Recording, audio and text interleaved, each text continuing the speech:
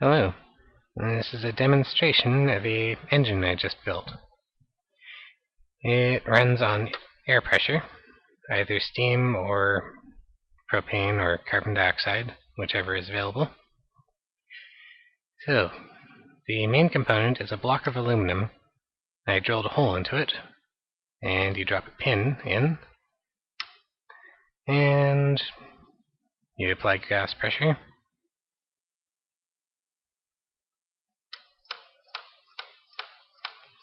And then it just starts continuously raising and lowering in pressure.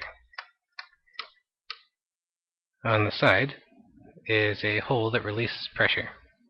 So when the piston reaches a certain height, it releases the pressure and it can drop down again. It can't go very fast at the moment. I plan to install a spring that will force it to go back faster.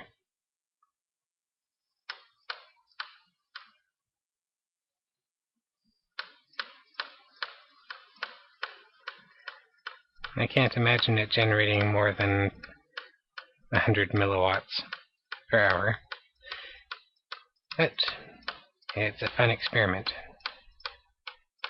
Goodbye.